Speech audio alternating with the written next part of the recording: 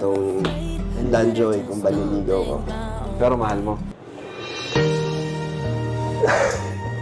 Mahal mo siya. Ano na nga eh. Sobra na nga.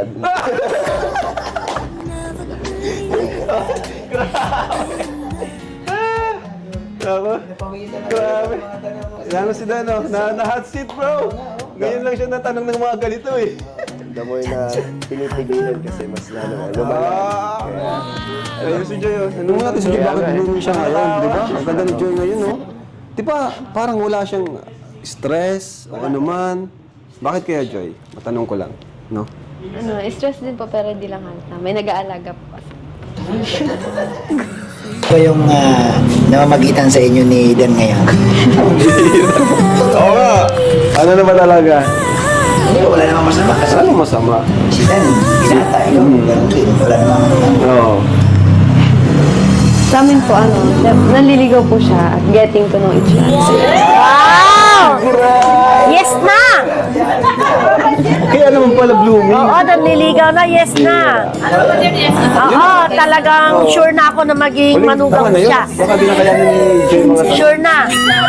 Okay na po Oo, yan. sure na. Tama na. Tama na ba yung babo?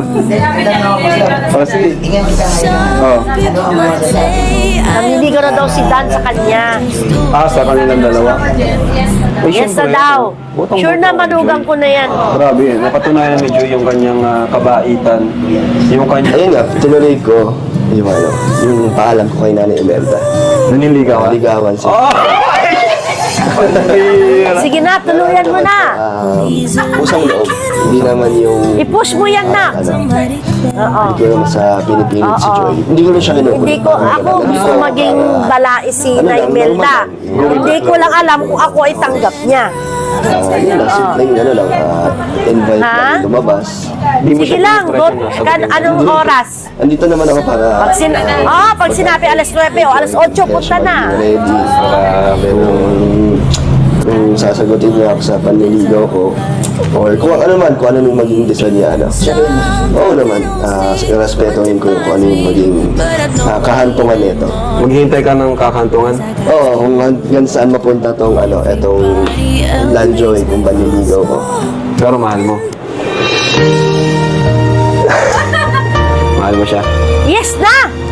Ano na nga eh, sobra na nga. Danjoy na!